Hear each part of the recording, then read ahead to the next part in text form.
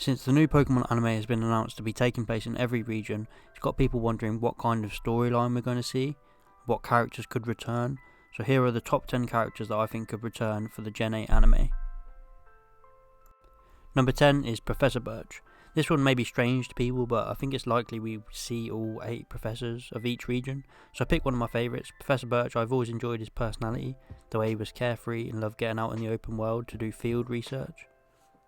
He just loved helping out Pokemon as well. There was a small arc on Dewford Island where he travelled with Ash for a few episodes and helped out some Seedot. I thought this arc was really cool, and I think it would be great to see him again. Number 9 is N. N was one of the saving graces in the Pokemon Black and White anime. The Team Plasma and N arc was one of the few positives to come out of it.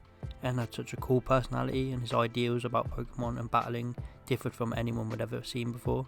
I loved him in the games, so it was no different in the anime. Number 8 is Richie. Richie hasn't been seen in a very long time. This was Ash's real big first league rival, and he was a really close friend to Ash early on. It'd be cool to see how much Richie has developed in all this time and to get another battle between him and Ash. The battle would have a proper ending this time, unlike the Charizard falling asleep at the Indigo League. He was never Ash's best rival, but he was very similar to Ash. He used similar Pokemon, had a similar personality, so I'd really like to see him again. 7 is Cynthia.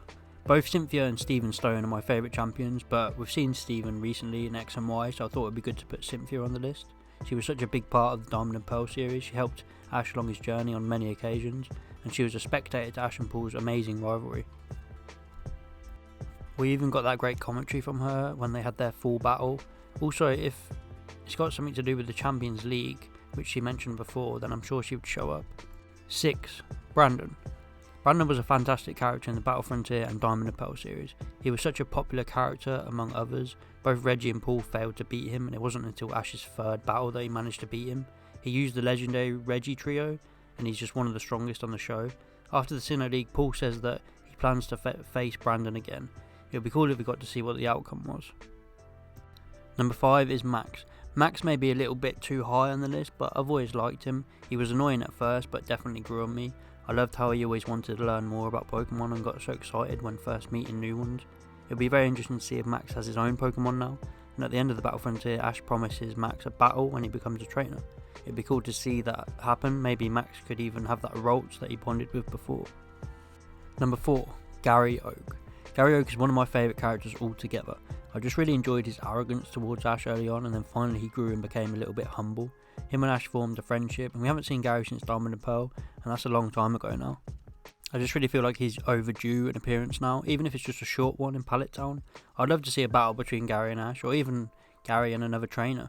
We can see the new skills Gary's learned and see if he's caught any new Pokemon. Number 3 is Dawn. It was between Dawn and May for this spot, but I preferred Dawn, so she got it. Although May is great, but they're both similar and both coordinators, so I didn't want to include them both. I really enjoyed Dawn's character development through Diamond and Pearl. She was one of Ash's best travelling companions, and it'll be really cool to see her meet up with Ash and Brock again.